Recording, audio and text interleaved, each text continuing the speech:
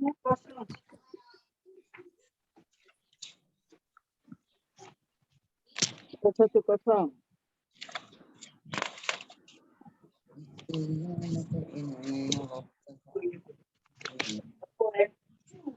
Gila kan ni.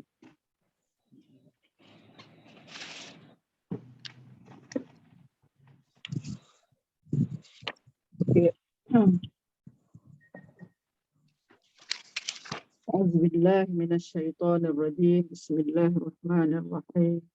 الحمد لله رب العالمين، والصلاة والسلام على أشرف الأنبياء والمرسلين وعلى آله وصحبه أجمعين. Kita baca doa sikit, doa daripada Asmaul Husna. Ya Latif. Apa makna Ya Latif? Yang maha lembut. Wahai Zat yang maha lembut. Wahai Zat yang maha lembut. Ya Latif kan? Kita baca juga dalam kita punya zikir munajat apa? Munajat yang setiap hari Jumaat tu. Ya Latif. Ha? Okey. A'udzubillahi minasyaitonirrajim. Bismillahirrahmanirrahim. Allahumma ya Allah. Allahumma ya Allah, ya Allah, ya Latif. Ya Latif. Ya man wasi'a lutfuhu ahlas samawati wal ardh. Amilna bi lutfikal jamil. Amilna bi lutfikal jamil. Allahumma nas'aluka lutfa fima jarat bihil maqadir. Ya Latif, ya Latif, ya Latif. Allahumma inna la nas'aluka raddal qada fi man qada, walakin nas'aluka lutfa fi. Allahumma ya Latif, kama latafta fi azamatika wa qudratika dunan lutfa, wa alawta bi azamatika ala al-uzama, wa 'allamta ma tahta ardika ka'ilmika bima fawqa arsyik, fakanat wasawisus sudur kal-alaniyati 'indak, wa alaniyatul qawli kas-sirri fi 'ilmik, wa anqada kulli syai'in li 'azamatika, wa khada'a kulli dhi sultanika, wa sara amrad dunya wal akhirah kulluhu biyadik.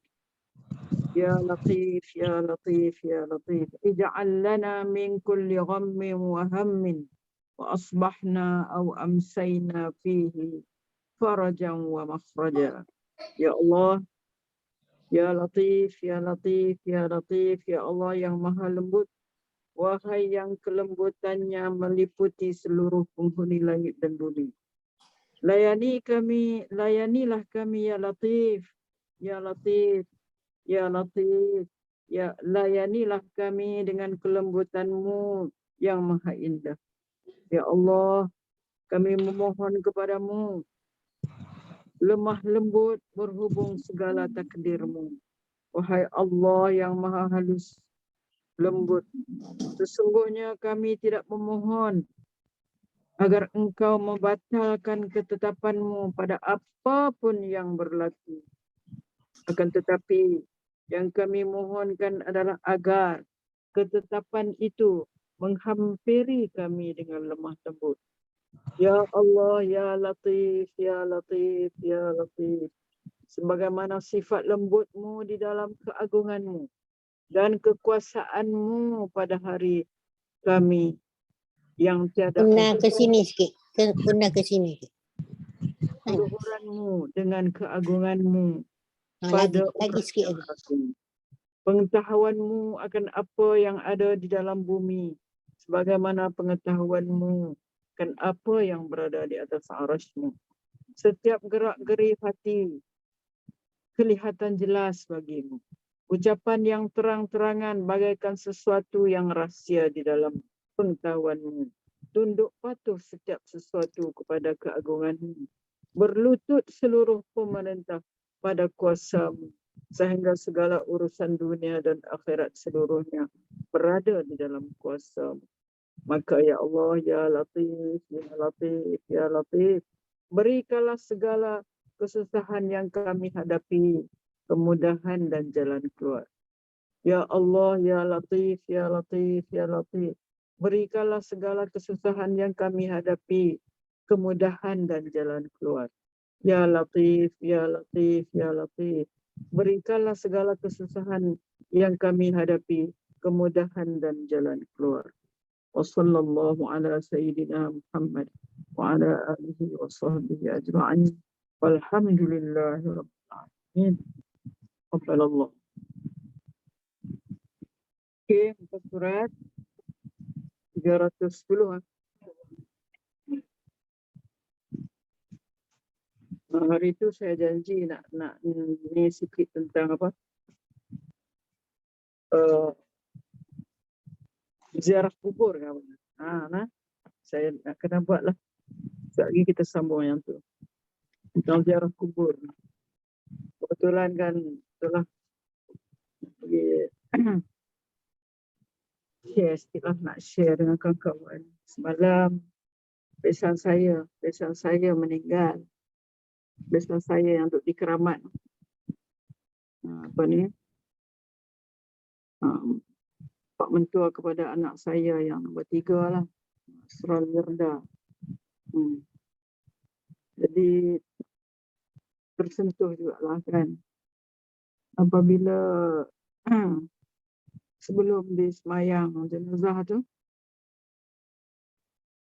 apa ni, imam di masjid itulah agaknya yang bercakap, memperkenalkan jenazah itulah dekat jemaah. Jemaah penuh ni, penuh masjid. Rezeki dia dah. Tengah hari semalam. Jemaah perempuan pun penuh, lelaki pun penuh. Mungkin dia orang lama situ, ataupun mungkin banyaklah kenalan dia kot. Jadi diperkenalkan, macam mana diperkenalkan? Itulah dia kata apa ni, nama perkenalkan ni nama Haji Abdul Wahid Gaus. Abdul Wahid Gaus, keluarga Gaus lah di Pulau Pinang. Lepas tu dia kata jenazah ni semasa hidup dia memanglah dia seorang apa ni, makmum bagi di masjid tu, seorang yang sentiasa apa ni, menghadiri jemaah di masjid tu. Kita dikatakan sebagai jemaah yang tegar lah. Makna dia sakit aja dia tak mari. Kalau ada lagi dia tak sakit, dia mesti. Jadi saya tersentuh juga lah bila apa ni, bila dia kata begitu. Sebab dia ingat apa, anak-anak ni kan, anak-anak kita ni, anak-anak muda kita ke, anak-anak tua kita ke, yang masih liar di masjid ni. Lebih lagi anak lelaki lah kan. Saya teringatlah anak lelaki saya 4 orang. Menantu 4 juga lah. Sebab anak 8 kan. Jadi teringat. Memang duk teringat kat dia orang. Walaupun kita sibuk kerja macam mana pun, kita bagilah masa yang kita apa ni, yang kita ada ruang boleh pergi. Mungkin pagi-pagi sangat tak boleh pergi sebab nak kejarkan masa kan, nak pergi pejabat awal. Masa lain, Maghrib, Isya, sekali-sekala kalau ni subuh hari cuti, bolehlah. Sambil tu dengarlah kuliah apa sikit. Tak nak dengar langsung. Itu yang saya terasa semua lah, sedih.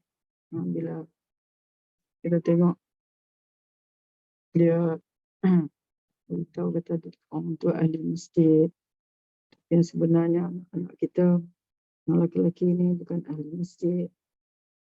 Sedih lah. Sebab kita duduk dengar daripada pengajaran ustaz di masjid, di surau. Kan kita tak dengar azan. Kita dengar azan ni. Jadi bila dengar azan tu lagi wajib kena pergi. Dengar azan tu wajib lagi kena pergi. Kan kata sunat lagi. Kadang-kadang mungkin kita takut lah. Anak kita nak tolak suruh pergi ke apa tu. Jadi saya ingatkan dia saya lah ni. Maknanya Lebih begini sekarang ni bulan Syakban ni. Masuk bulan Syakban nak pergi Rejab, nak pergi Syakban, nak masuk Ramadan. Lagi-lagi lah kita kena ingatkan. Nampaknya hala keduniaan saja. Hala keduniaan saja. Tak ada. Itulah. Sama-sama lah kan kita mengingatkan diri kita, mengingatkan kepada keluarga kita. Juga kalau boleh kita ingatkanlah kewarakan kita supaya menghidupkan ataupun pergilah masjid. Kita kalau pergi masjid tu memang seorang tu boleh dicap dah mana dia tu orangnya kuatlah iman dia tu. Kalau dia boleh pergi masjid tu memang seorang yang kuat dalam iman. Kalau tak pergi langsung masjid ni, cukup jugalah. Pergi pun pergi hari Jumaat saja ke. Atau memanglah pergi. Tapi yang ni, yang hari-hari ni. Kan Nabi kata, ada dalam satu hadis kan. Nabi sampai hampir-hampir, Nabi kata, aku nak terbakar rumah tu yang tak mau pergi semayang. Semayang dekat masjid, semayang beriman. Mana pentingnya tu. Tapi itulah. Itulah sama-sama lah. Okey. Nak baca tentang apa ni? Saya nak tolong dengarlah dan tolong bagi apa ni? Tolong komen ke sekejap lagi ataupun tolong share apa-apa yang boleh kita share. Roh kembali ini dia. Iaitu menziarahi perkampungan akhirat. Menziarahi perkampungan akhirat. Dan kita rasa kita sendiri pun maknanya memang jarang untuk untuk menjadikan diri kita ni di antara orang yang rajin untuk menziarahi kubur. Kita ziarah setahun kali ya. Sekali tu pun susah dia kadang-kadang ya. Raya je. Menziarahi perkampungan akhirat. Salah satu perkara akan berlaku setelah kematian kita ialah berlakunya ziarah kubur. Sama ada kita menziarahi sesama ruh atau orang yang hidup menziarahi kita yang sudah mati. Nah, ziarah sesama ruh yang orang yang mati itu akan berlaku dan juga atau orang yang hidup ziarah kita yang dah mati. Dua tu akan berlaku. Berdoalah semoga Allah menjadikan kubur kita diziarahi oleh orang ramai orang apabila kita sudah menghadap Allah SWT. Hikmah berziarah. Hikmah ziarah kubur. Sekiranya orang soleh yang menziarahi kubur, kita akan menumpang rahmat Allah dengan kehadiran mereka. Akan tetapi, sekiranya orang yang menziarahi kubur kita itu daripada kalangan orang yang zalim, fasik dan jahat, maka rugilah kita. Menziarahi kubur adalah sangat digalakkan oleh syarak. Ini ziarah kubur adalah sangat digalakkan oleh syarak. Bahkan kita diajar oleh Rasulullah sallallahu alaihi wasallam sebagaimana sabda Nabi sallallahu alaihi wasallam. Ini sabda Nabi.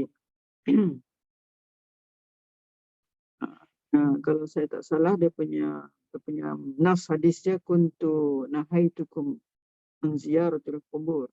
Ini Nabi kata dulu aku larang kalian yakni orang perempuan daripada menziarah kubur.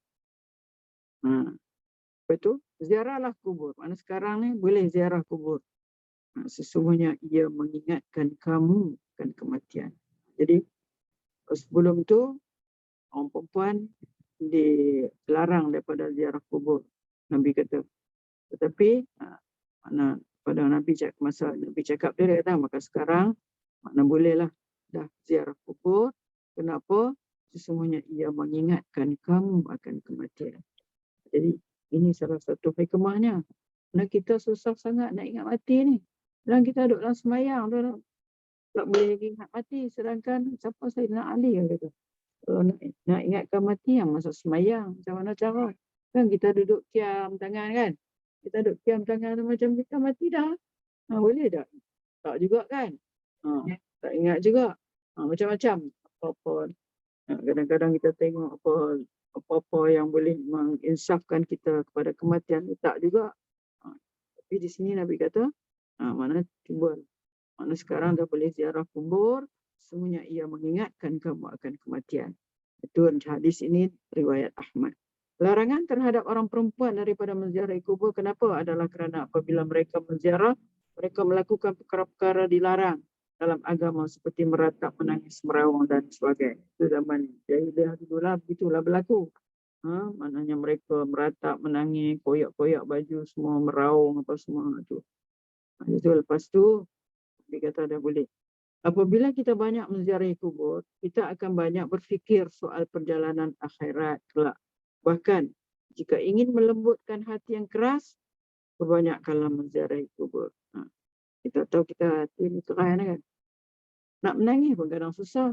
Kadang kita baca Quran sampai kepada ayat-ayat yang memberitahu tentang seksa. Kadang tak ada rasa apa pun. Kadang ada jugalah. Boleh juga ada. Kadang-kadang lalu begitu saja. Tidak macam para sahabat apabila membaca ayat-ayat yang menunjukkan kepada seksaan. Ada sahabat yang menangis. Ada sahabat yang terus pingsan. Itu berlaku. Bahkan jika ingin melembutkan hati yang keras, perbanyakkanlah menziarahi kubur. Apabila menziarahi kubur, ia akan melembutkan hati kita. Kita pandang pada orang yang sedang dikubumikan. Kemungkinan masa kita pergi ziarah kubur tu, orang sedang mengebumikan jenazah. Ataupun kita lihat pada kubur-kubur. Ataupun kita lihat sekeliling kita jalan tu, kita lihat kubur-kubur tu, lama-kelamaan hati kita akan menjadi lembut. Teringatlah macam-macam. Kita dah pergi, aku ni bila lagi? Mana amalan aku? Boleh menimbulkan keinsafan begitu. Kita akan berfikir bahawa dunia ini tidak akan ada selama-lamanya. Tidak ada orang yang kekal hidupnya walaupun sehebat mana dia. Sebanyak mana hartanya. Seorang yang berpangkat tinggi semasa hidupnya akan kembali rendah kedudukan seorang yang mempunyai ahli keluarga yang ramai. Apabila meninggal, tetap dia akan kesorangan di dalam kuburnya nanti. Dia kaya ke apakah, tetap. Mana dia akan keseorangan di dalam kubur. Lihat saja Umar Abdul Aziz. Umar bin Abdul Aziz ini juga cicit kepada Sayyidina Umar kita. Umar bin Khattab. Cucu ke cicit lah. Seorang pemerintah yang hebat lagi masyhur. Umar bin Aziz. Dia perintah sekejap ya, tapi dia pemerintahannya sangat hebat. Apabila diceritakan kepadanya perihal kubur, cerita aja tentang kubur ni, apa yang ada yang akan berlaku di dalam kubur apabila dikuburkan seseorang, dicerita saja. Perihal kubur, sehebat-hebat beliau pun boleh jatuh pingsan lantaran gerun dan takutnya akan alam kematian. Dia boleh jatuh pingsan. Umar Ibn Khattab. Tuk dia kata nek dia. Umar Ibn Khattab sendiri menangis terisak-isak apabila diceritakan kepadanya tentang kubur. Kenapa mereka boleh pingsan, gerun dan menangis? Ini kerana mereka faham hakikat kematian. Mungkin kita tak berapa faham ni pun hakikat kematian ni. Mereka ni sahabat ini dah memang faham tentang hakikat kematian. Mereka terkesan dan hasilnya memberi kesan terhadap solat dan ibadah mereka. Hasil daripada tu akan memberi kesan pula kepada solat dan terhadap ibadat-ibadat yang kita lakukan. Kita setiap minggu datang belajar dan menadah ilmu. Tidak lain tujuan ialah untuk mendapatkan kemanisan dalam beribadah. Apabila kita melakukan ibadah seperti solat, kita membayangkan dan teringat apa yang kita pernah belajar. Azab kubur, himpitan kubur, pertanyaan malaikat dan sebagainya. Hasilnya, ibadah yang kita lakukan akan dirasai kelazatan. Hinggalah kita tidak akan rasa terbeban dalam melaksanakan ibadah. Lebih-lebih lagi apabila kita berada di tanah kubur, bersendirian, menyendiri di atas kubur, berdoa kepada Allah pada saat kita berdoa itu, kita akan merasa betapa khusyuknya hati kita dan akan merasa bagaimana suasana dan keadaan kita semasa menghadap Allah Subhanahu Wa Taala nanti. Ini ada satu hadis daripada Aisyah isterinya, Aisyah radhiyallahu anha qalat qala Rasulullah sallallahu alaihi wasallam ma min rajulin yazuru qabra akhihi wa yajlisu 'indahu illa ista'nasa wa radda 'alaihi hatta yaqum. Ibnu Abi Dunya. Hadis ini daripada Aisyah radhiyallahu anha bahwa Rasulullah SAW bersabda, dia adalah seorang ziarah ke kubur saudaranya dan duduk di sisinya, di sisi kubur, melainkan saudara yang telah meninggal itu akan menyambut dan menjawab salamnya sehingga dia berdiri. Menyambut kedatangan kita tu, seronoknya dia. Jadi satu lagi kita kena salam lah, bagi salam lah. Ambil yang paling ringkas, Assalamualaikum ya ahlal qubur ka, ya ahlal diyar, Assalamualaikum. Betul kita kata apa? Assalamualaikum ya ahlal qubur. Sekurang-kurangnya. Assalamualaikum ya ahlal qubur wa inna bikum lahiqun. Apa dia makna dia? Wa inna bikum lahiqun. Kami pun akan ikuti kemudian. Kami akan ikut kemudian. Assalamualaikum, kami akan ikut kamu kemudian nanti. Jadi semua ahli kubur akan menjawab salam. Semua ahli kubur. Bukan setakat yang kubur yang kita maksudkan, yang kita pergi mak kita ke ayah kita kata. Semua ahli kubur tu punya seronoknya mereka itu menerima ziarah kita tu. Semua ahli kubur akan menjawab salam kita. Cuma kita tak mampu mendengarnya. Kesemua ahli kubur itu akan merasai kesenangan dan keseronokan. Itu yang kita nak tekankan tu, mana kita nak bagi keseronokan dan kesenangan kepada orang yang dah mati. Salah satunya cara ialah ziarah kubur lah. Tambahan lagi sekiranya orang yang datang itu ialah orang yang soleh. Lagaknya seperti seorang anak kecil. Jadi yang orang duduk dalam kubur tu macam seolah-olah macam anak kecil lah. Apabila ada tetamu menziarahi rumahnya, anak kecil ini yang gembira.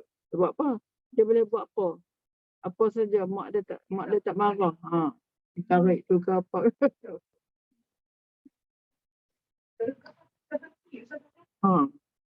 Mana dia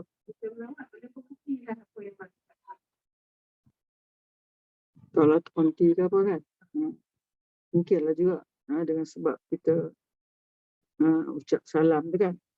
Apa sebabnya? Ini kerana anak kecil diumpamakan macam anak kecil ni sebab dia. Sebab apa? Kerana anak kecil mempunyai kebebasan untuk berbuat apa saja ketika itu.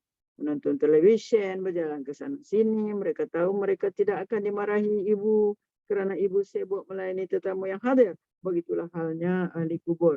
Mereka akan menyambut kedatangan kita sehinggalah kita bergerak meninggalkan mereka. Mana seronoknya. Ini ada satu hadis lagi daripada Abi Hurairah radhiyallahu anhu qala idza marra ar-rajul bi qabrin ya'rifu fa sallama alaihi radda alaihi salam wa arafahu wa idza marra bi qabrin la ya'rifu fa sallama alaihi radda alaihi salam. Tak kira kita bagi salam ni kita kenal ke dengan yang mati tu, tak kenal ke dia tetap akan jawab salam kan. Jadi dia kata disebutkan bahawa jika seorang melintasi kubur orang yang dikenalinya, lalu dia mengucapkan salam kepadanya, nescaya penghuninya akan menjawab salamnya dan mengetahui kemudian.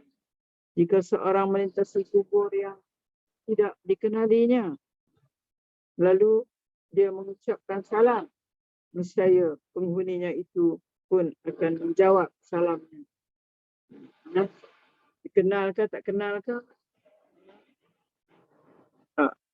Ahli kubur itu akan tetap jawab salam. Jika kita melalui kawasan perkuburan, sama ada ahli kubur itu kita kenal atau tidak, ucaplah salam. Anak ucap saja salam. Seperti kita menziarahi makam Nabi, apabila melaluinya, kan kita kalau pergi ziarah makam Nabi, kita memberikan salam. Assalamualaikum ya Rasulullah. Apabila melalui makam Sayyidina Abu Bakar, kita akan kata Assalamualaikum ya Abu Bakar. Apabila kita melalui makam Sayyidina Umar, kita akan memberikan salam. Assalamualaikum ya Umar.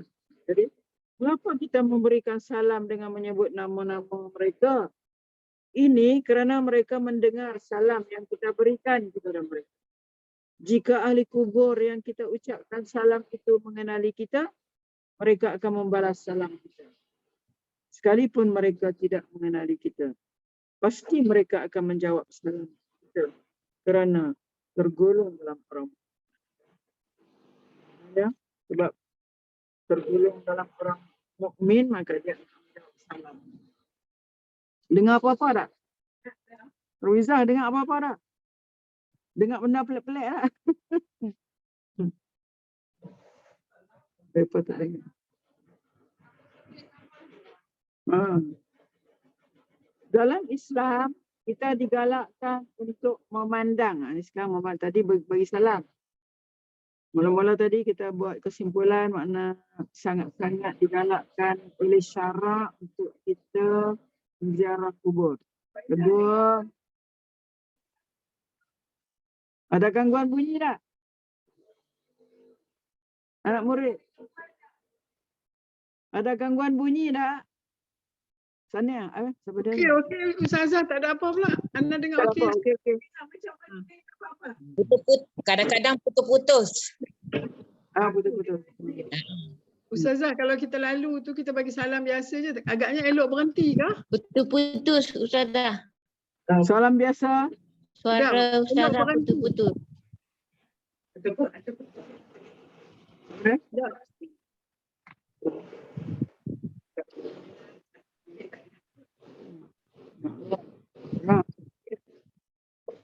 Okey, tak apa. Mereka dengar sikit.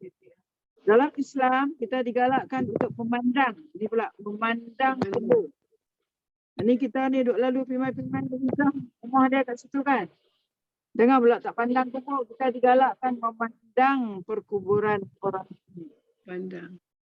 Akan tetapi apabila kita melalui kawasan perkuburan orang yang bukan mukmin, kita diajar supaya berpaling daripadanya. Kalau kita lalu kubur Islam mukmin, kita pandang, digalakkan. Kalau kubur apa ni? Kuburan yang bukan mukmin, kita kena berpaling daripada. Rasulullah bersabda dalam satu hadis, barang siapa yang memandang perkuburan orang mukmin, maka pada waktu itu dia menumpulkan pandangannya. Apa maksud tu? Ulama menyebut bahawa yang dimaksudkan dengan pandangan itu ialah sama ada mata kita senang untuk menjadi kabur atau tidak memberi kesan kepada mata hati kita. Maksudnya, susah hati kita untuk memandang kepada kebesaran dan keesaan Allah.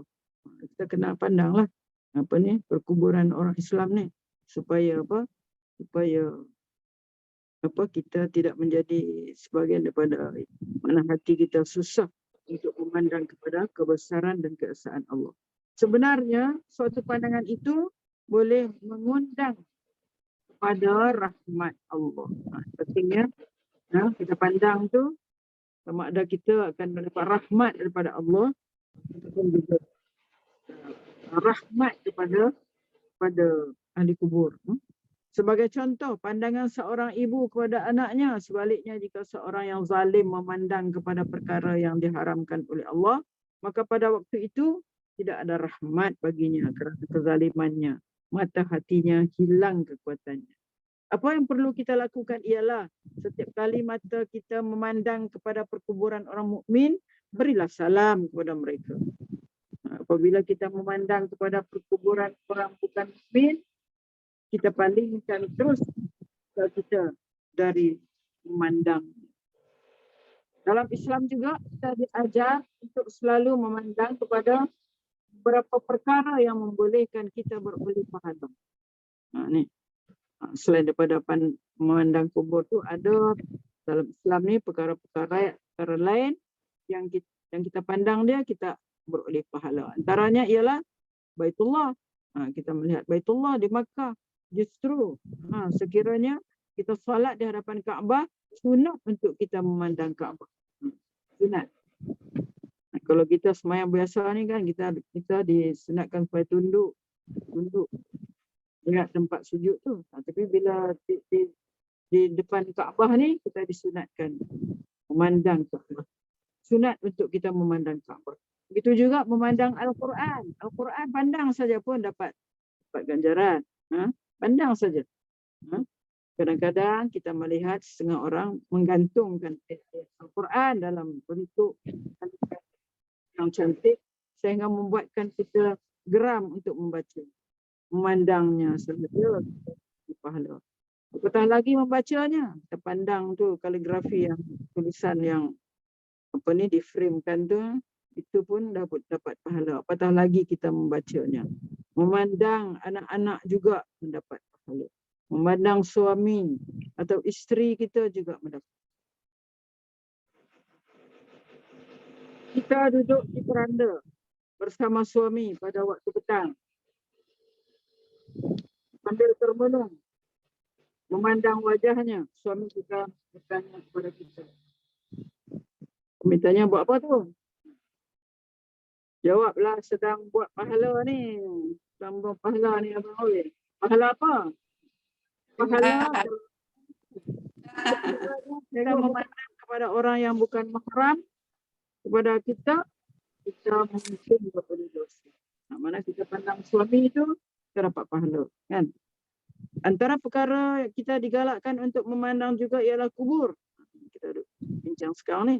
Memandang kubur itu menyebabkan kita beroleh pahala kerana dengan memandang kubur itu mengingatkan kita kepada padang mahsyar Allah. Justru kubur jangan kita hiasi.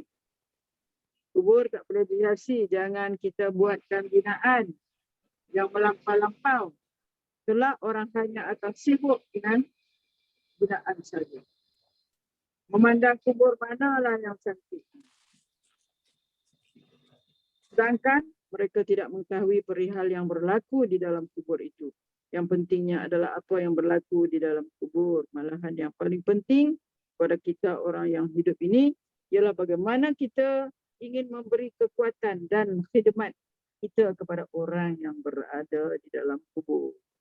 Jadi kita nak bagi khidmat kita pada orang yang ada dalam kubur tu ialah kita ziarah lah. Jadi juga hadis daripada Rasulullah bahawa tidaklah seorang yang melintasi kubur saudaranya yang beriman yang ditelan kenalinya di dunia lalu dia mengucapkan salam kepadanya sedangkan dia mengetahuinya dan menjawab salam. Yang penting ziarah kubur, beri salam beri salam kepada mereka. Dan kalau nak ni kita baca-bacalah kat kubur dia dan berdoa untuk dia. Ini sikit satu tajuk, didik anak mendekati kubur. Didik anak mendekati kubur. Ajaklah anak-anak kita supaya sering menziarah tanah perkuburan. Saat menziarah itu ajarkan kepada mereka untuk memberi salam kepada ahli kubur. Kerana apa? Kerana setiap ahli kubur itu akan menjawab salam kita. Anak-anak yang bersama kita ini akan berasa hening dan diam sepanjang berada di tanah perkuburan. Ajarkan kepada anak-anak kita supaya jangan melompat. Jangan melompat, berlari dalam kawasan tanah perkuburan. Kerana ahli kubur mungkin ada yang sedang dirahmati oleh Allah dan mungkin ada yang diazab. Begitu. Kalau kita ajar anak kita lah, itu kita. Okey, ada di sini hadis mengatakan ma min abdin yamurru ala qabri rajulin ya'rifuhu fid dunya fa yusallim alaihi illa arafahu wa radda alaihi salam. Nak katakan bahawasanya kita sunatkan memberi salam kerana salam kita itu akan dijawab. Akan dijawab. Ada juga yang pernah bertanya, ada orang bertanya, bolehkah kita menziarahi makam ayah? boleh. Ziarahlah selalu. Bukan hanya menunggu saat hari raya saja baru nak ziarah kubur arwah ayah kita. Kalau kita mempunyai masa, contohnya kalau ada masa hari Jumaat, Sabtu atau Ahad, pergilah berziarah makam ayah, mak, datuk, nenek atau sahabat-sahabat kita. Duduk di sisi mereka, bacakan Al-Quran serta berdoa kepada mereka dengan tujuan untuk mengingatkan kita. Ingatkan kita, bukan tujuan untuk nak ingatkan orang dalam tu lah. Ingatkan kita ni kepada Allah. Masukkan hari khas ziarah kubur tu dalam kalender cuti kita. Masukkan. Okay, di sini juga ada hadis. Ada hadis ya, hadis Uqaili daripada Abu Hurairah. Hadis Abu Hurairah menuturkan bahawa Abu Razim bertanya, ya Rasulullah. Abu Razim ni dia bertanya kepada Rasulullah, ya Rasulullah, sesungguhnya dalam perjalanan ini aku akan melintasi kubur orang-orang yang meninggal. Apakah ada ucapan yang harus aku ucapkan ketika aku berjalan melintasinya? Maka Rasulullah menjawab, ucaplah Assalamualaikum ya ahlal qubur minal muslimin wal mu'minin. Semoga salam sejahtera ke atas tercurah sentiasa kepada kalian, wahai ahli kubur yang muslim dan mukmin. Kalian terus menggali kami.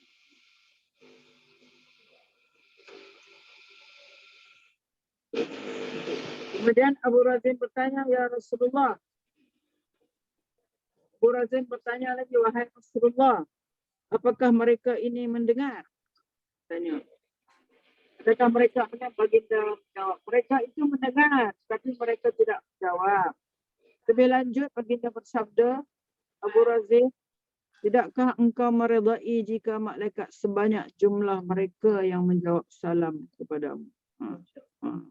Maknanya, sebanyak jumlah orang yang dalam kubur jawab salam, sama lah juga banyak juga malaikat kan? Meredai kita. Kalimah memberi salam ini sangat mudah. Walau bagaimanapun sekiranya menjadi kesukaran bagi kita untuk membacanya, cukup sekadar kita memberi salam seperti Assalamualaikum ya ahlal qubur. Sedang memadai apa yang perlu kita lakukan. Bila tiba di dalam kuburan, berdoalah kepada Allah.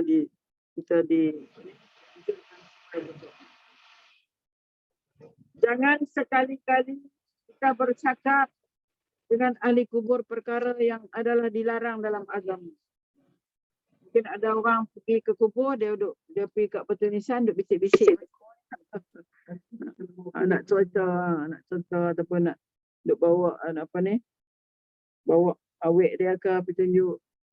Itu tak boleh sangat-sangat lah. Ada setengah orang ziarah kubur dengan memperkenalkan bakal isteri pada bapa adik ayah dia. Mereka melakukan seperti mana budaya orang kafir. Ini budaya orang kafir ni. Orang kafir buat ini. Ada pula yang berbicara, ayah pergi dulu menghadap Tuhan. Supaya ini giliran saya pula. Dia kata gitu kan. Duduk cakap gitu. Jangan sekali-kali bercakap dengan kubur. Cukup sekadar kita berdoa kepadanya. Ya Allah, ampunilah dosa ayahku. Kan? Jadi kalau kubur naik ke taman daripada taman-taman syurga. Kita memberi salam kepada ahli kubur, bukan ahli kubur saja yang menjawab, maka malaikat akan menjawab salam kita. Malaikat akan menjawab salam seramai ahli kubur yang berada di situ. Semuanya akan menjawab salam kita. Malaikat menjawab salam. Orang yang berada dalam kubur mengetahui suasana yang berlaku di atas kubur. Tempat pemakaman Rasulullah Sallallahu Alaihi Wasallam, Sayyidina Abu Bakar dan Sayyidina Umar ialah tapak asar rumah Sayyidina Aisyah radhiyallahu anha, iaitu satu bahagian di Masjid Nabawi sekarang ini. Sebelum Sayyidina Umar meninggal dan dimakamkan di samping Rasulullah, Sayyidatina Abu Bakar, Sayyidatina Aisyah apabila memasuki ruang rumahnya akan membuka pakaian luarnya atau tudungnya dan disangkut di satu benda. Masa itu kubur Rasulullah aja ada dan Sayyidina Abu Bakar. Masa itu bila Sayyidatina Aisyah masuk dalam rumah dia, masuklah macam kita masuk rumah kita lah, kita buka tudung semua. Apabila ditanya oleh orang akan kelakuannya, maka Sayyidina Aisyah menjawab, kerana Rasulullah adalah suamiku dan Sayyidina Abu Bakar adalah ayahku, maka batasan aurat kepada mereka berdua adalah berbeza pada orang yang bukan muhram. Ya? Apabila lepas tu Sayyidina Umar, maka dia tak buatlah macam tu. Mana perbuatan Sayyidina Aisyah kerana malu kepada Sayyidina Umar. Mana bila Sayyidina Umar di makam biasa, dia tak buatlah buka-buka. Ini sudah membuktikan dua perkara. Pertamanya, betapa pemalunya Sayyidina Aisyah hatta kepada orang yang sudah meninggal dan berada di dalam kubur, sekalipun keduanya orang yang di dalam kubur mengetahui suasana yang berlaku di atas kubur. Jadi maknanya orang yang dalam kubur tu dia tahu suasana yang berlaku di atas kubur. Itu saja. Dan kesimpulannya, ziarah kubur adalah sangat-sangat istimewa. Okey, buka surat 310. Buka surat 310. Waktu mayat tinggal di alam barzakh. Kerana waktu di alam barzakh termasuk hal ghaib yang disembunyikan kepada kita. Para ulama pun berbeza pendapat. Perbezaan tersebut bersumber dari perbezaan penafsiran ayat-ayat Al-Quran. Ayat-ayat dalam Al-Quran menjelaskan pada hari kiamat manusia akan merasa bahawa mereka tinggal di dunia dan alam barzakh hanya sebentar. Kita akan rasa gitu nanti rupanya. Mana baru duduk sekejap aja di dunia, baru duduk sekejap aja di alam barzakh. Manusia akan merasa tinggal di dunia maksimal selama 10 hari. Sebelum membahas tema yang sangat penting ini, kita harus membaca ayat Al-Quran yang menjelaskan tentang hal tersebut. Ini ada ayat dalam surah Rum ayat 55. Ayauma taqumu as-sa'atu yuqsimul mujrimuna ma labisu ghayra sa'ah kadzalika kanu yufakun. Wa qala alladhina utul 'ilma wal imana laqad labistum fi kitabillahi ila yaumil ba'ts wa hadha yaumul ba'ts walakinnakum kuntum la ta'lamun.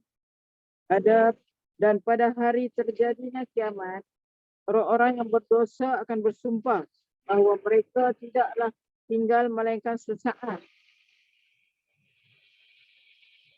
Sampai mereka sumpah, mereka nak sebut kata mereka rasa duduk baru sekejap aja di dunia ni. Ni orang-orang yang berdosa ni akan sampai bersumpah bahawasanya mereka tidak tinggal melainkan sesaat. Tidak tinggal di dunia ni melainkan sekejap aja. Mereka selalu dipalingkan dari kebenaran. Dan orang-orang yang diberi ilmu pengetahuan serta keimanan berkata kepada orang-orang kafir, sesungguhnya kamu tinggal menurut ketetapan Allah sampai hari kebangkitan. Maka inilah hari kebangkitan. Inilah hari kebangkitan itu. Tapi kamu tidak mengetahui. Inilah yang kata hari kebangkitan. Kemudian ayat seterusnya dalam surah Nazi'at ayat 42. Ni yas'alunaka 'anis sa'ah. Orang-orang kafir bertanya kepadamu wahai Muhammad tentang hari kebangkitan. Ayyana mursaha. Dia bertanya kepada Nabi kita, bilakah terjadinya? Ayyana mursaha, bilakah akan terjadinya hari kebangkitan? Siapakah kamu sehingga dapat menyebutkan waktunya? Fima anta min zikraha. Siapakah kamu sehingga dapat menyebutkan waktunya? Siapa? Kita tak tahu. Allah saja yang tahu. Kepada Rabb-Mu lah dikembalikan kesudahan. Kita ketentuan. Ketentuan tentang waktunya adalah kembali kepada Allah. Ila rabbika muntahaha. Muntaha maknanya dikembalikan kesudahannya. Ketentuan tentang waktu berlakunya kiamat. Innama anta munziru man yakhshaha. Kamu hanya memberi peringatan. Maknanya Allah kata kepada Nabi, siapa pun tak tahu. Sebab itu adalah Allah yang menentukan. Kamu hanya memberi peringatan. Allah kata kepada Nabi kita, kamu hanya memberi peringatan bagi siapa yang takut kepadanya. Takut kepada hari kebangkitan. Pada hari mereka melihat ka'annahum yawma yarawnaha lam yalbasu illa asyiyatan aw duha. Pada hari mereka melihat hari kebangkitan itu, mereka seakan-akan tidak tinggal. Mana bila mereka melihat hari kebangkitan tu, hari kiamat tu, mereka seakan-akan tidak tinggal di dunia melainkan sebentar saja, iaitu di waktu pagi atau petang. Rasa macam tu, rasa baru sekejap saja. Baru pagi tadi ataupun baru di petang. Kemudian ayat lagi dalam surah Yunus. Yauma yahsyuruhum ka'allam yalbasu illa sa'atan minan nahar. Nak menyatakan perasaan duduk di dunia ni memang sekejap. Dan ingatlah, yauma yahsyuruhum, ingatlah hari di waktu itu Allah mengumpulkan. Kumpul, yahsyuru. Mahsyar. Datang daripada perkataan inilah hasyara yahsyuru mahsyar. Mahsyar tu hari yang dikumpulkan. Wa yauma yahsyuruhum. Di hari yang di waktu itu Allah mengumpulkan mereka. Mereka merasa hari itu seakan-akan ka'allam yalbasu. Seakan-akan tidak pernah tinggal di dunia. Lam yalbasu illa sa'atan minan nahar. Kecuali tinggal di dunia baru sekejap. Seakan-akan tidak pernah tinggal di dunia kecuali hanya sesaat sahaja. Di siang hari. Siang hari pula tu. Di waktu itu mereka saling berkenalan. Ya ta'arafu. Pada masa itu mereka saling berkenalan. Bainahum. Saling berkenalan di antara mereka. Sesungguhnya qad khasiral ladzina kazzabu biliqa. Sesungguhnya rugilah orang-orang yang mendustakan pertemuan mereka dengan Allah. Wa ma kanu muhtadin, dan mereka tidak mendapat petunjuk. Rugilah. Kalau di dunia dia dia mendustakan, tak percaya kepada bahawa mereka akan bertemu dengan Allah. Fasbir, maka sabarlah kamu. Fasbir, kata sabar kan. Fasbir, bersabarlah kamu seperti orang-orang yang mempunyai keteguhan hati. Kama sabara ulul azmi minar rusul. Seperti mana orang-orang yang mempunyai keteguhan hati yang terdiri daripada para rasul. Yang mana mereka ini telah bersabar. Siapa dia? Ulul azmi ada 5 kan? Siapa dia? Nabi Nuh, Musa, Musa, Ibrahim, lagi Nuh, Nabi Musa, Nabi Ibrahim, Nabi Isa, Nabi Muhammad kan. Dinamakan ulul azmi. Dan mereka ni dipanggilkan sebab keteguhan hati. Mana kuat. Mereka ni sabar mereka itu.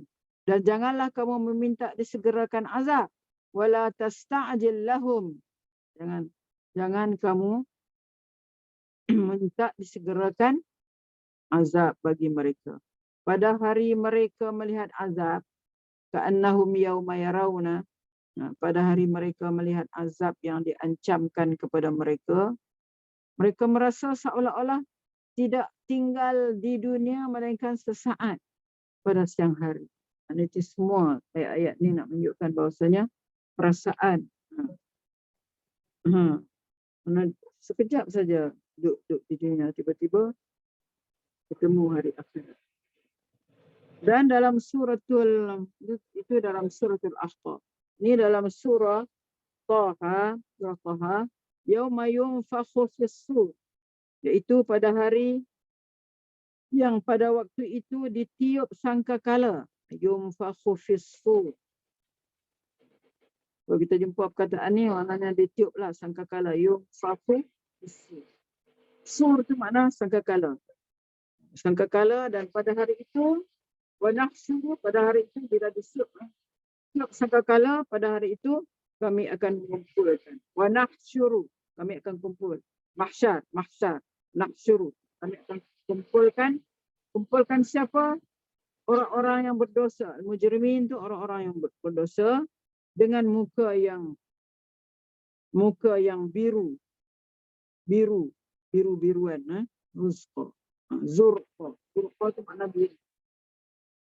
Yatakhafatuna bainahum, mereka berbisik-bisik. Yatakhafatuna, berbisik-bisik antara mereka. In labistum illa ashra, kamu tidak tinggal di dunia melainkan hanya 10 hari. Itu disebut tadi yang kita baca, mana sama ada disebut 1 saat. Habis maksimumnya perasaan itu ialah dalam 10 hari. Mana duduk di dunia dulu hanya dalam 10 hari je. Padahal dah beratus-ratus kan, beratus tahun. Nahnu a'lamu bima yaqulu. Kamu tidak, kami lebih mengetahui. Nahnu a'lamu, kami ni Tuhan lah, Allah lah. Kami lebih mengetahui apa yang mereka katakan. Nahnu a'lamu, kami lebih mengetahui bima yaqulun, dengan apa yang mereka katakan. Iz yaqulu amsaluhum, apa yang mereka katakan ketika orang yang paling lurus jalannya di antara mereka berkata. Iz yaqulu amsaluhum tariqatan, maknanya orang yang lurus jalannya di antara mereka pun berkata, in labistum illa yaum, kamu tidak tinggal di dunia melainkan sehari sahaja. Mana di dalam lingkungan tu lah. Mana yang rasa sehari ataupun yang rasa tidak lebih daripada 10 hari tadi tu. Ayat-ayat di atas berasal dari Allah yang Maha mengetahui tentang hamba dan apa yang akan terjadi pada hari kiamat. Kita boleh melihat sebahagian ayat tersebut ialah berita dari Allah. Contohnya, ka'annahum yawma yarawnaha lam yalbasu illa asyiyatan aw duhaha.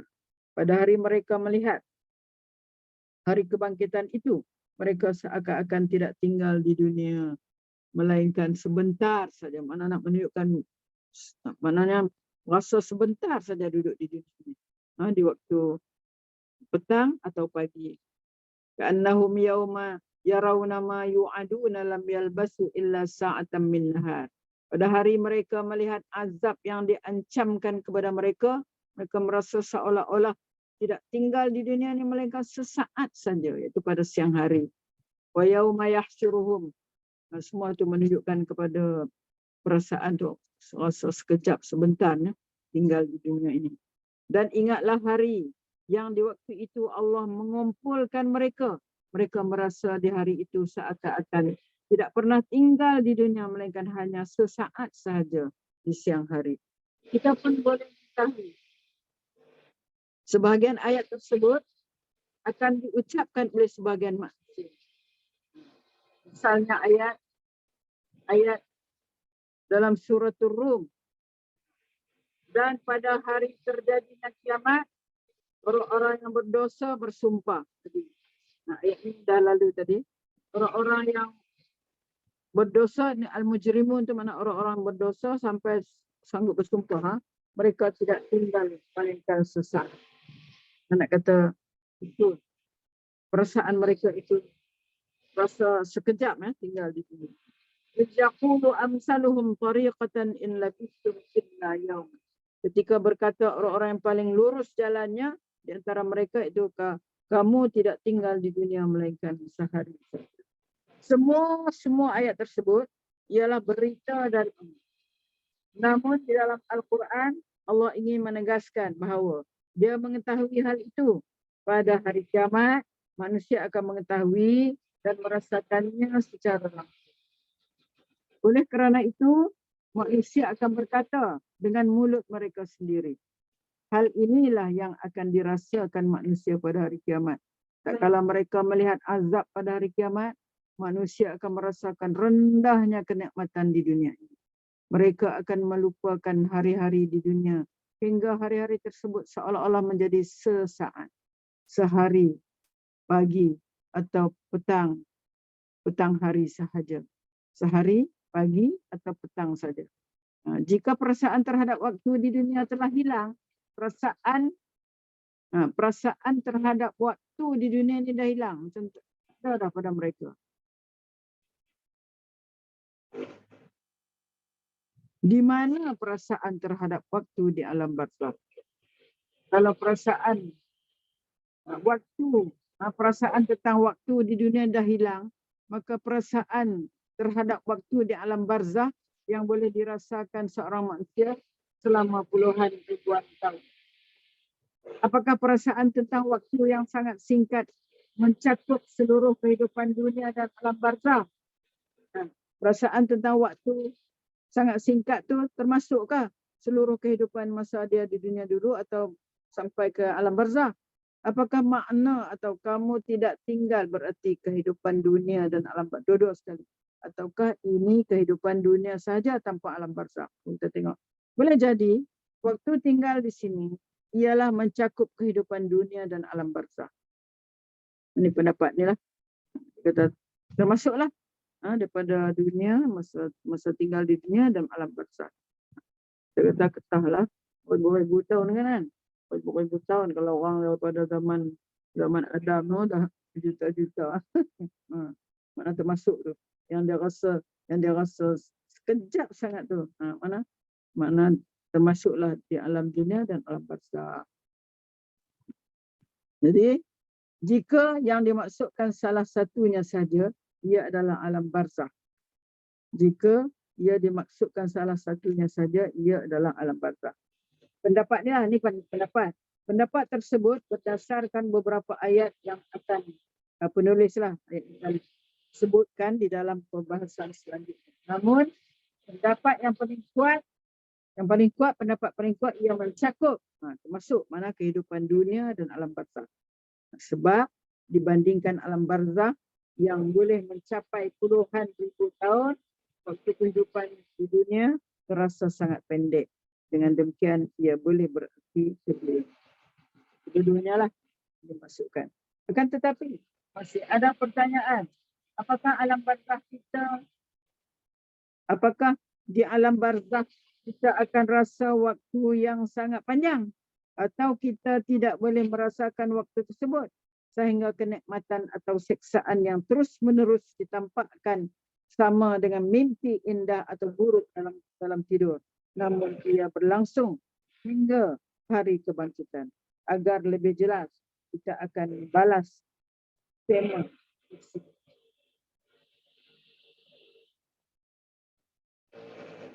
Maknanya apa tu?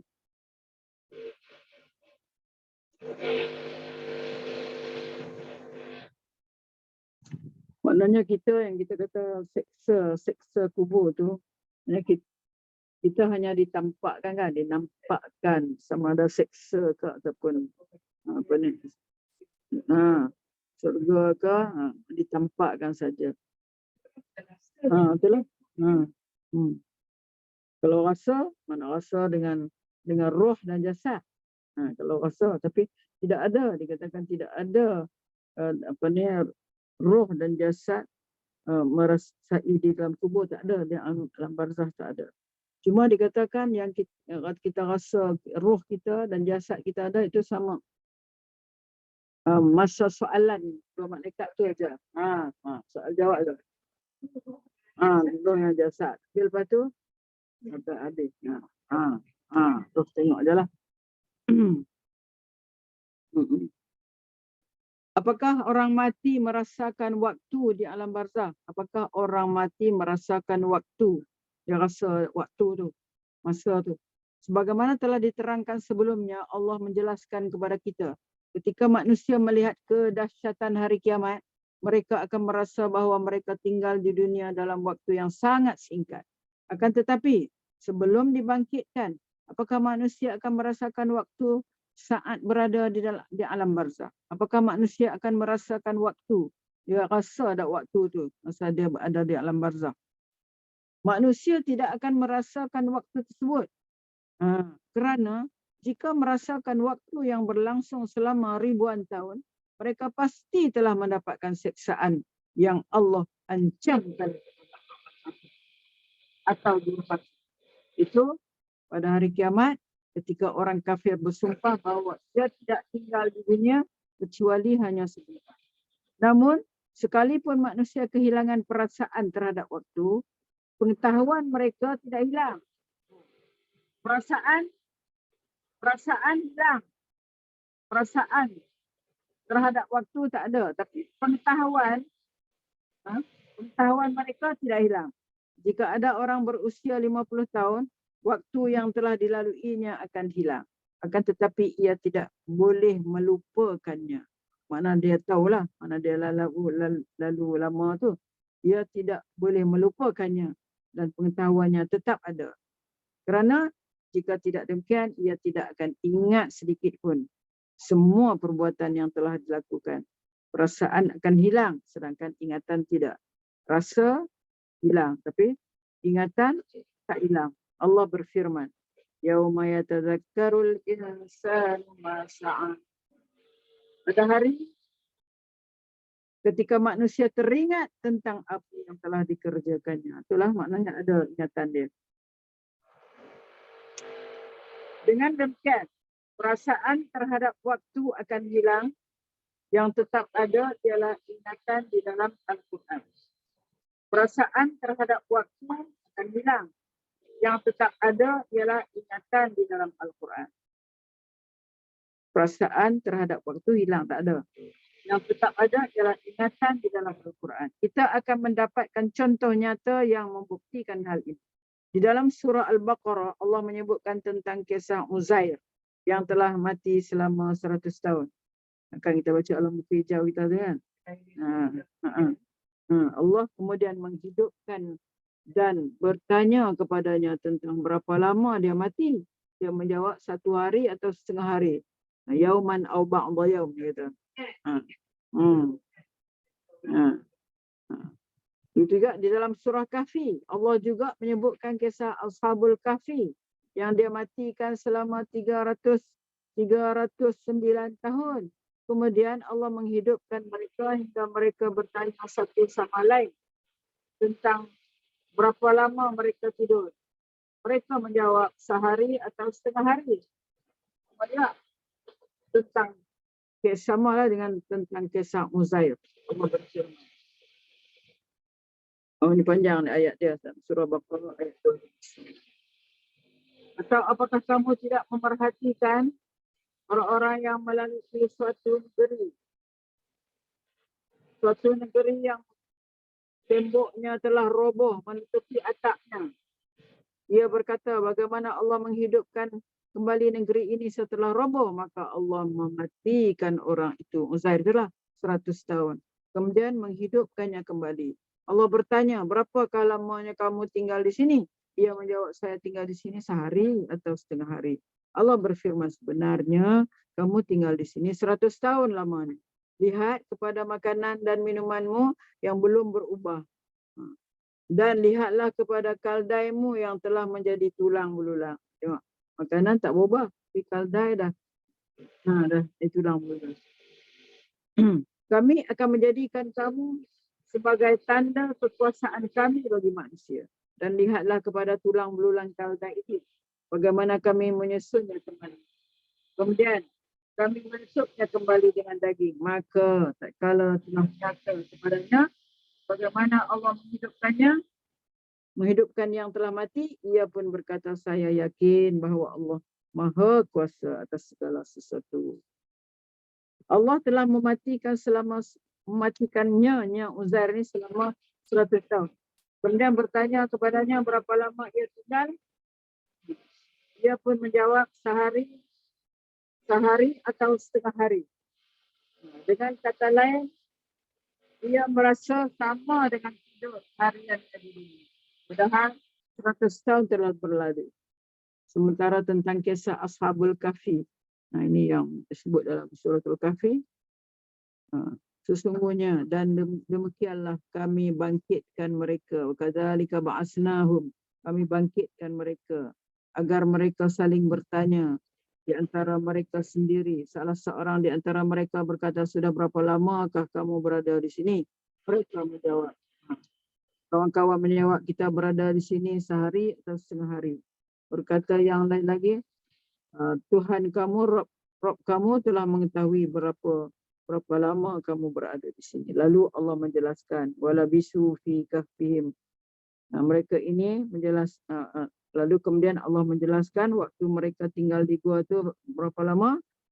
Mereka tinggal dalam gua mereka 300 ditambah lagi 309 tahun.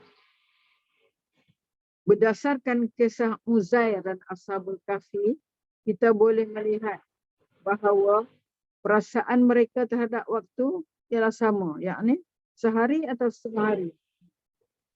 Sehingga ayat-ayat yang menjelaskan tentang waktu hari kiamat serta sumpah orang-orang kafir bahawa mereka tidak tinggal di dunia dan di alam barzah kecuali hanya sebentar, menunjukkan perasaan terhadap waktu di alam barzah yang boleh mencapai ribuan tahun akan menjadi sehari atau setengah hari.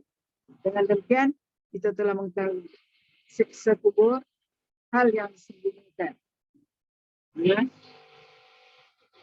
Kita dapat mengetahui siksa kubur, hal yang disembunyikan kepada kita hanya bentuk dan perasaan terhadap waktu siksaan. Tentang siksa kubur tu disembunyikan daripada kita. Hanya bentuk dan perasaan terhadap waktu siksaan. Melalui penjelasan yang telah kita lalui, kita boleh mengetahui hari kiamat akan terjadi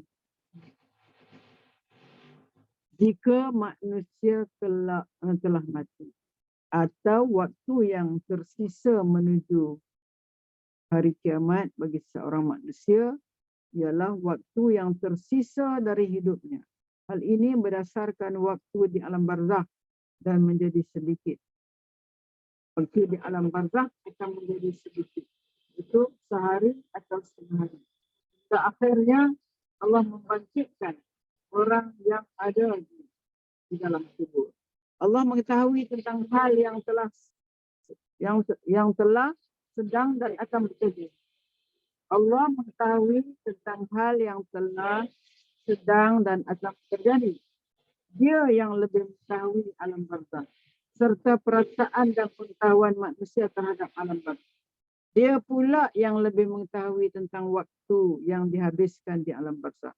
Oleh kerana itu, kita akan mendapatkan bahawa ketika berbicara tentang hari kiamat, Allah pasti akan menjelaskannya bahawa hari tersebut sangat dekat.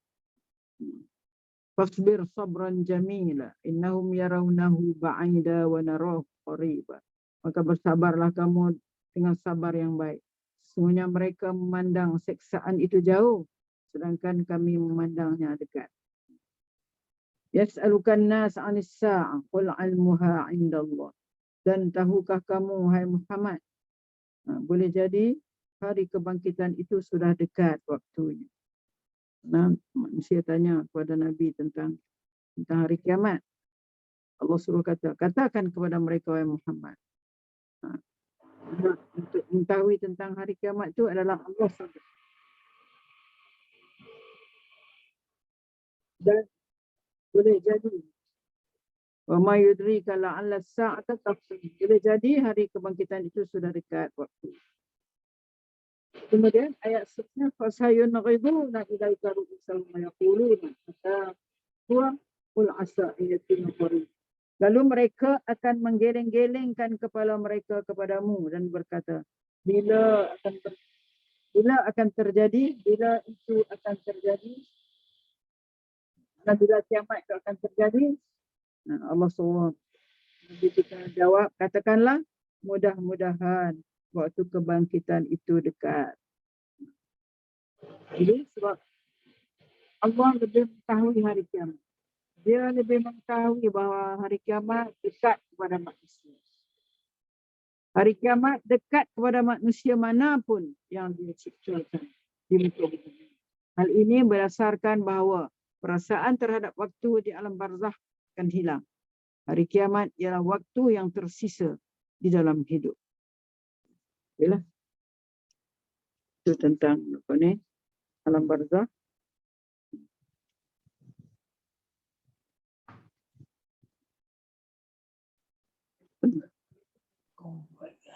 Ustazah, Ya. yang setengah kata tu, dia boleh dengar orang kubur menangis tu semua betul ya? Orang kubur menangis, dia teriak tu. Macam tu. Betul ya tu? Boleh. Nanti Dahir. biasa dengar orang baca Quran pun kan? Ada berlaku. Ya. Dia tengah baca tu, dia dengar orang kubur tu. Dia teriak. Dia teriak, menangis. Menangis. Dia azab kan? Dia kena azab lah. Sebab dia tak bersihkan dia punya tu. Itu bukan kubur ya Ustazah. Itu azab apa? Begitu bukan azab kubur. Azab kubur. lah. Mungkin Azab itu mana dia kalau dia kencing dia tak suci. Allah nak bagi pengajaran kot kat kita kot masa tu. Dia pendengarkan saja. Dia pendengarkan. Pendengarkan saja. Ya. Macam dia kata dia perlihatkan, dia pendengarkan. Sebab tu macam Nabi, dia aja dengar, orang lain mana dengar. Dia yang dengar. Kalau kita berdua, kita berdua. Yang tak dengar, kita yang dengar pula. Kita mungkin kita ada sangkut paut rapat sikit dengan yang arwah lah kan. Itulah. Mungkin lah. Ya. Ustazah, lagi satu kan saya nak tanya, kalau kita duduk lalu tu selalunya orang kata Al-Fatihah, lepas baca Fatihah. Kalau kita baca doa, kita doa je boleh tak Ustazah? Boleh. Sebab kita lalu tu kan jauh. Jangan lupa lah sebab Salam. Assalamualaikum ya ahli kubur. Tak lama lagi kami akan menyusul. Tak lama lagi kami akan menyusul kalian. Tu kita sambung sekali, semoga Allah merahmati sekalian dan ringan kan. Boleh kita doa. Macam tu. Tak payahlah baca Fatihah, boleh? Tak payahlah baca Fatihah. Tak apa. Kan doa kan, sebab Nabi kata doa kan, bukan suruh baca Fatihah kan. Tapi doa tu, Fatihah tu doa lah juga. Fatihah pun doa juga. Suratul Mustaqim kan. Okey. Ustazah. Ya. Di alam barzah, alam kubur, bila manusia meninggalkan 7 tapak kaki daripada kubur setelah kita meninggal. Okey, kejap dia ada kejap. Masa tu kita dalam keadaan kita macam kita dunia kan, ataupun kita di soal roh kita saja tu. Tak ada macam tu. Macam Ustaz. Maksudnya kita akan bangkit dalam keadaan kita macam kita sekarang lah. Ataupun roh kita saja yang dibangkitkan. Betul tu soal jawab tu. Salah. Disebutkan tadi kan. Maksudnya roh dan jasad kita ada hanya semasa soalan tu saja. Masa soalan malaikat 2 orang. Lepas tu pisah balik lah. Mana roh pisah dengan jasad. Ada disebut lagi tak Mel? Maksudnya orang-orang yang diseksa tu maksudnya bersama roh dan jasad samalah, kan? Masa soalan tu ada. Masa man roh buka tu. Setiap waktu semayang. Lepas tu maknanya akan berpisah lah roh. Maksudnya berpisah tu tak adalah maksudnya tak ada.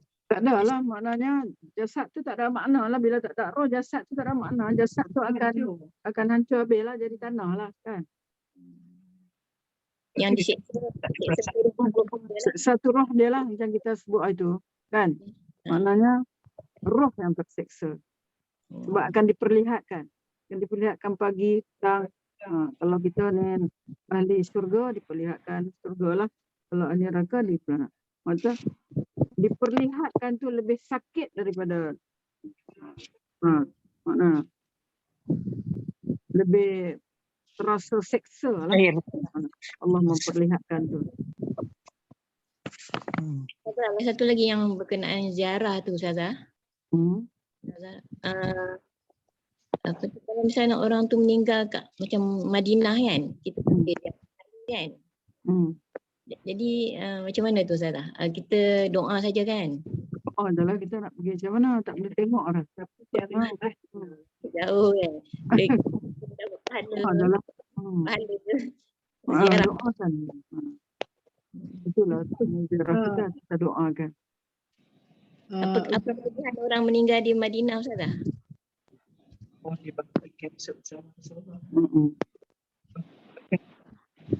Mana kelebihan dia ialah seksa kubur. Sebab situ adalah kita kata tempat Rasulullah kan. Di situ juga. Tapi saya tak baca pula lah hadis. Mungkin adalah hadis yang menyebutkan tentang kelebihan tu. Sebab tu orang minta selalu kan kalau boleh. Sana tu kalau boleh mana kita meninggal lah sama ada di Madinah, di Madinah lebih lagi lah atau di Makkah. Boleh Ustazah?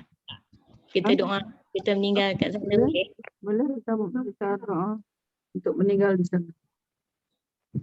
Azab tu sama.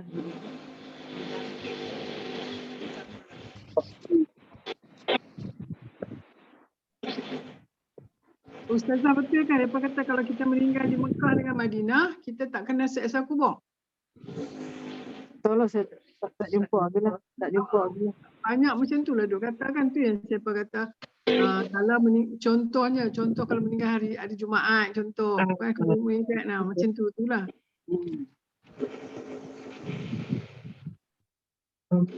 Itu yang mungkin tak betul. Melukkan itu macam tu. Tapi walau bagaimanapun kita tetap akan dihisap di akhirat nanti kan. Mungkin lepas itu tapi azab di akhirat tetap. Dan kita sebelum di azab kita dipamerkan dahulu apa pahala kita dulu. Kemudian baru hisap. Betul. Yang macam kan? Apa dengar? Tak masuk Amon. Kita di akhirat nanti akan hisap dahulu. Dia beritahu apa bagi kita amalan kita tu dibagi dengan tangan kanan atau kiri. Dihisap dululah, dikira dululah hisap dikira. Dikira banyak kebaikan ke daripada ataupun banyak keburukan ke daripada kebaikan. Tapi awak tak boleh menafikan apa yang tertulis dalam kitab tu. Tak akan dapat menafikan dia. Hanya dia beritahu. Itu je. Yang itulah. Ustazah tadi Ustazah kata yang kita mendapat pahala melihat suatu yang dapat itu Baitullah, Al-Quran, anak-anak suami atau isteri kubur, wajah ibu salah melihat wajah ibu dapat pahala. Melihat wajah ibu. Termasuk kan? Dia tidur. Kita tak ada, kita tengok mak kita kesian, mak aku. Tapi kita pandanglah wajah dia. Nah, ni lah mak lah kesian, tengok mak dah tua. Ni yang dulu mak dia jaga. Lihat dengan Ni lah kasih kan. sayang lah. Oh, dapat Oh, pahala kan. nangis Lihat ayat, dengan kasih sayang. menangis ayat mata Rawiza, woi. Aku duk buat lagu tu, aku tengok, ya Allah, hai, sedih tengok mak tu dah tua. Alah, sedih. Ingat dia masa muda dulu lah. Duk jaga. Ha. Itu yang Setidak-tidaknya kita ingat kita akan jadi macam tu. Jadi kita ni lah sikit. betul. Yang betul. Itu salah satulah kan. Ya, okey. Lihat suami melihat. Suami melihat. Isteri lihat. Suami ni dapat pahala juga. Kenapa? Pasal tak lihat orang yang bukan mahram dia. Yalah, mahram lah. Ya, betul lah tu. Lihat tu bukan sia-sia, lihat tu saja. Kita tak sia-sia lihat. Lihat dengan penuh perasaan dan keinsafan. Kan? Dapatlah satu macam apa kita nak kata, iktibar kan? Iktibar. Ya, okey. Ini ada Kak Timon. Ini ada buku sinopsis untuk persediaan kita, untuk persediaan bulan puasa. Apa tak? Tak nampak? Tak. Tak nampak langsung. Tak nampak. Nanti saya tunjuk saya. Fadilah tunjuk.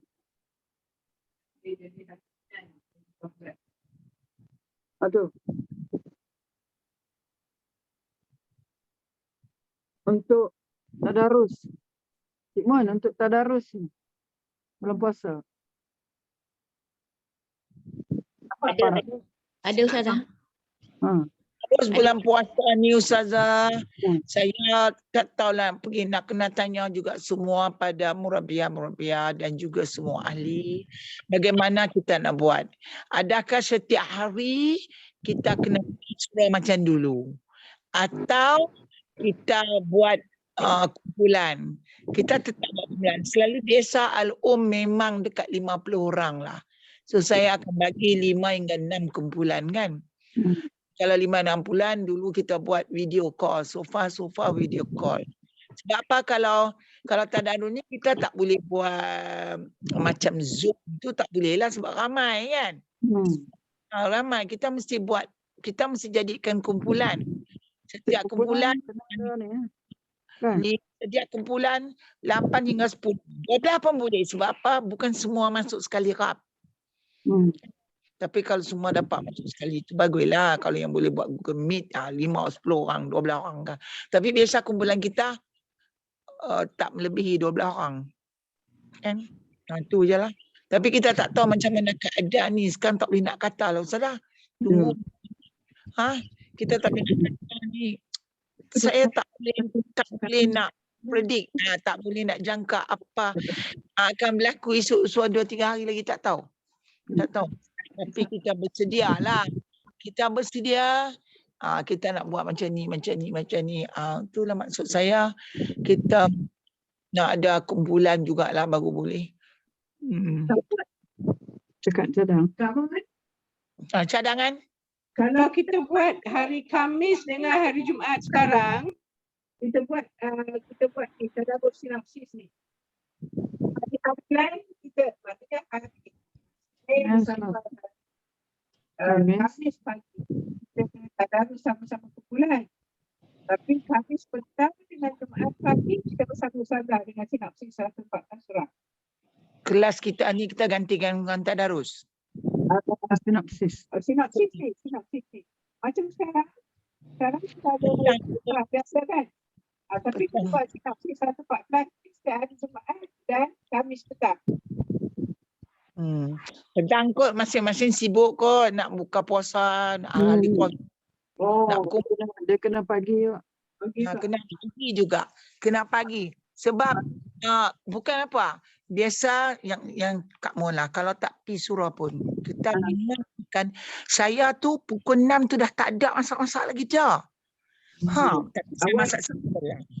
Duduk tu Ustazah duk ajar tu sebelum buka pasal baca doa tu. Saya simpan lagi Ustazah. Kita dulu selalu buat dalam 20 orang. Ustazah Bushra, Ustazah Cik Jah, kadang-kadang ada Zoom Zen yang bantu kita baca doa tu berkumpul buka puasa tu kan. Yang tu petang. Petang saya rasa tak boleh nak buat tadarus. Pagi boleh. Pagi ya. InsyaAllah. Pagi boleh. Kita boleh cuba pagi kalau nak buat. Maksud Fazal nak buat pakai Zoom kah? Bukan. Setiap hari kita tadarus, tapi hari Khamis dan Jumaat petang kita tambah dengan sinopsis 114 surah ni. Itu maksud Fazira. Kalau boleh buat lepas Zuhur pukul 2 sampai pukul 3 okey juga. Okey juga. Daripada tidur kan. Petang tak boleh lah. Petang sangat tak boleh. Kalau pukul 2 sampai pukul 3 okey, insya-Allah. 2-3 pagi tadarus, 2-3 kita baca sinopsis. Ya. Faz punya mic tutup tu. Dah memang saya tutup sebab saya tak boleh. Okey. Tapi Dengar tak? Dengar. Tak dengar. tak dengar. Kau macam mana? Tulis dalam WhatsApp, minta pandangan kawan-kawan. Saya boleh tulis dalam JK, tengok apa pandangan masing. Cakap. Tak, maknanya kita buat pagi kita tadarus dengan grup masing-masing. Hari Khamis ataupun hari yang lain tu pukul 2 hingga 3 kita buat buku ni. Ya, boleh. Ya. Kalau macam tu boleh. That mean tiap-tiap pagi tetap bertadarus. Ya. Tadarus tetap. Grup. Okey. Ya, saya rasa kalau macam okey, boleh. Alah, bulan puasa tak ada nak buat apa-apa, tak ada nak jahit baju, tak ada nak hias rumah, tak ada nak pergi cantik rumah, tak ada lagi dah. Tu semua tak ada lagi bagian kita tu.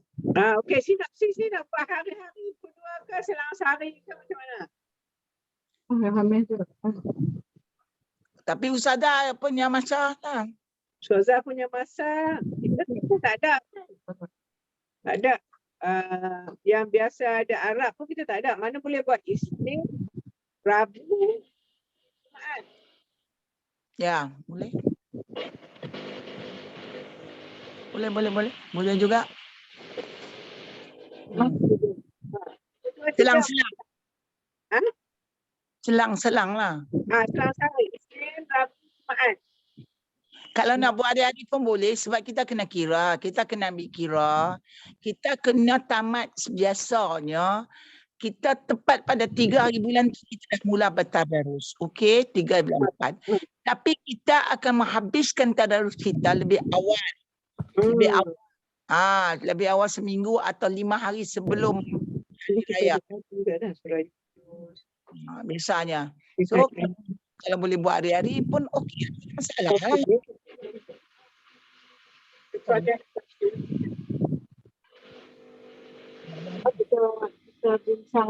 Kita bincang lain lah macam mana. WhatsApp kena kita bagi pandangan. Memang kita pada dasarnya kita ada dah benda yang kita nak buat pengisian tu kan.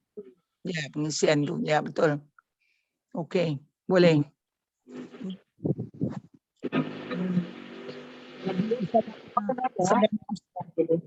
Kalau boleh seorang kena ada. Tiap-tiap seorang kena ada buku ni kan? Masing-masing ada kan? Ada. Ada. Adakah yang sinopsis?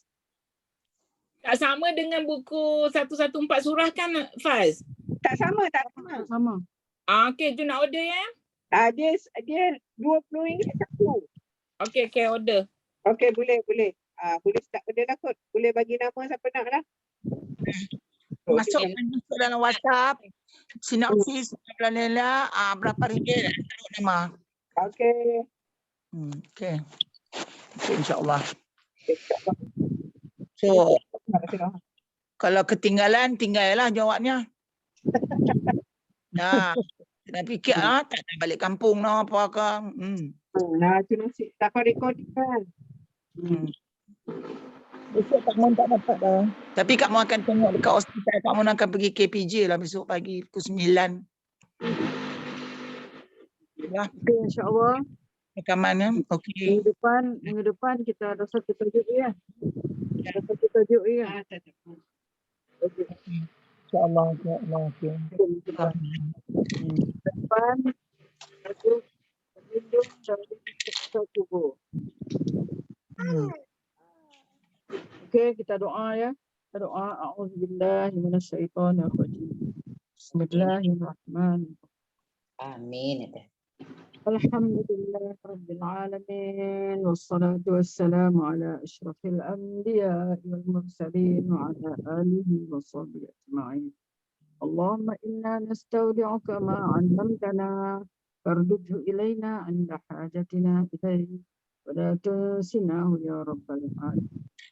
Allahumma inna na'udzubika minal hammi wal hazan wa na'udzubika ajzi wal نعوذ بك من الجبن والبخل ونعوذ بك من الفقر والرجال. اللهم إنا نعوذ بك من الجهل والمرض. اللهم إنا نعوذ بك من البرص. نعوذ بك من الجن والمرض. صلى الله على سيدنا محمد وعلى آله وصحبه. والحمد لله رب العالمين.